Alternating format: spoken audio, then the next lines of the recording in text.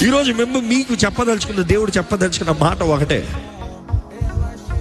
నీ జీవితంలో జరిగిన నష్టాలు ఉండొచ్చు, పడిన కార్యాలు ఉండొచ్చు, కలిగిన ఆపదలు ఉండొచ్చు, నీ జీవితంలో చేసిన తప్పుడు నిర్ణయాలు ఉండొచ్చు. అయ్యిందేదో అయ్యింది, విడిచిపెట్టు. ఇప్పుడు నీ స్థితిని మార్చుకుంటానికి ఇష్టమా? ఇప్పుడు దేవుడి చేతులకు సమర్పించుకుని నీ జీవితంలో నూతన ప్రారంభం చేస్తానికి ఇష్టమా? ఈరోజు దేవుడు నీ జీవితంలో కార్యం జరిగించాలని ఆశపడుతున్నావా?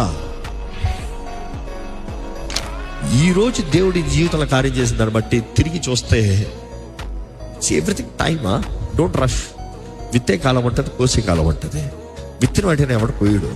విత్తింది లోపల నెలలోకి వెళ్ళి చావాలి, వేరు తన్నాలి, ఎదగాలి, ఎదిగిన తర్వాత ఫలించాలి, అప్పుడు ఫలం వస్తుంది.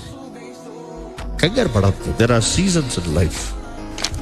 కానీ ఏ సీజన్ అయినా, దేవా నిన్ను నమ్ముతున్నాను ప్రభా, నీ కొరకు జీవిస్తానయ్యా. ఎందుకంటే దేవుడు ఆ సీజన్స్లో ఉండే నడిపిస్తాడు. సీజన్స్లో ఉండే ఆయన హెచ్చింపు సడన్గా తీసుకొస్తాడా? యోసేపు జీవితంలో చూడవచ్చు. బిడ్డగా ఉన్నవాడు బానిసగా మారాడు, బానిసగా ఉన్నవాడు ఏమయ్యాడు? ఖైదీగా మారాడు. ఖైదీగా బానిసగా అయిన తర్వాతనే రాత్రికి చరిత్ర మారింది. గవర్నర్గా మారాడు. ఐగుప్తు మొత్తానికి గవర్నర్గా మారాడు.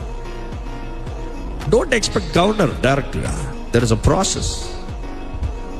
దేవుడు నీ జీవితంలో చేయగలిగిన కార్యాలు ఆయన ఏమైనా చేస్తాడండి. ఒక మాట చెప్తాను, అపవాది వాడు అనుచరులు నీ జీవితంలో కంటిన్యూస్గా నాశనం అంటాడు.